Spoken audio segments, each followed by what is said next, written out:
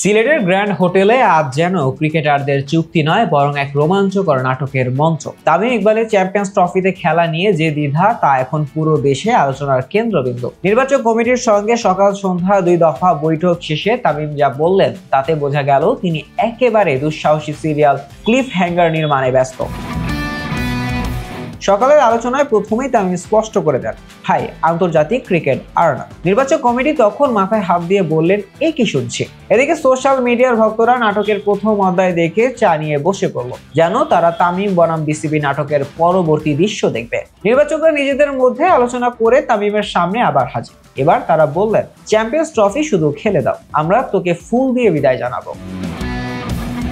তামিম কিছুক্ষণ নীরব থেকে বললেন, ঠিক আছে, আমি 2 দিন সময় নেব, আমার বউ, পরিবার আর শুভাকাঙ্ক্ষীদের সঙ্গে আলোচনা করে জানাবো। নির্বাচকরা যেন হাঁপ ছেড়ে বাঁচলেন। তবে ভক্তরা সোশ্যাল মিডিয়ায় বলল, এটা তো একেবারে কোর্টরুম ড্রামা হয়ে যাচ্ছে। গ্র্যান্ড হোটেলের লবিতে দাঁড়িয়ে প্রধান নির্বাচক গাজী আশরাফ সাংবাদিকদের জানালেন, তামিম সময় চেয়েছেন, আমাদের হাতে সময় আছে, তাই আমরা তাকে সময় দিতে রাজি। এদিকে সোশ্যাল মিডিয়ায় চলছে ট্রল। তামিম কি সিদ্ধান্ত নেবে তা জানার জন্য নির্বাচকরা কি হোটেলে ক্যাম্পিং করছে?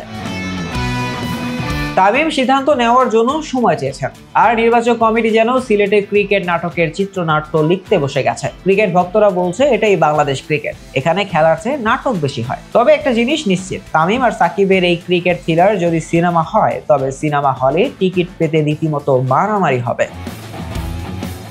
শাহরিয়ার আহমেদ জয়, ডেস্ক রিপোর্ট, আইকন স্পোর্টস।